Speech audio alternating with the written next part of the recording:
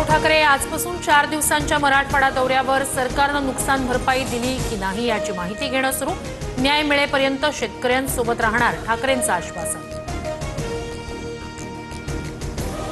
उद्धव ठाकरे पहिल्यांदा बाहेर पडले, याचा आनंद. ठाकरेंच्या मराठवाडा दौऱ्यावर मुख्यमंत्री फडणवीसांची टीका. ठाकरेंना टोमणे मारण्याशिवाय काही जमत नाही, फडणवीसांचा निशाणा.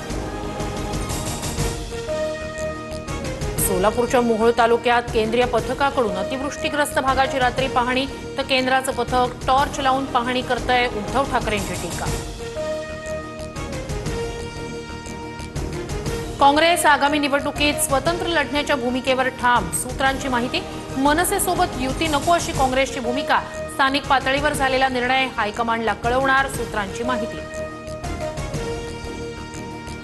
राहुल गांधींची दुपारी 12 वाजता पत्रकार परिषद. मतचोरीच्या अनुषंगानं काही गौप्यस्फोट करण्याची शक्यता.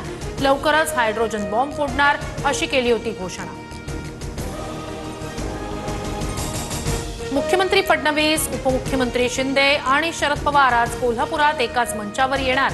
पुढारीचे प्रतापसिंह जाधव यांच्या 80व्या वाढदिवस सोहळ्याला हजेरी लावणार. गोव्याचे मुख्यमंत्री प्रमोद सावंतही उपस्थित राहणार.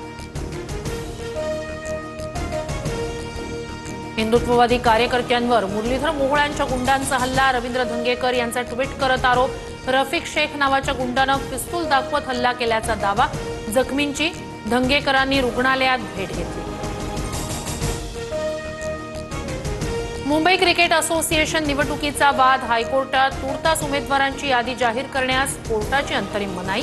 एमसीएच्या माजी कार्यकारिणी सदस्यांमार्फत रीट याचिकेद्वारे निवडणूक प्रक्रियेला आव्हान.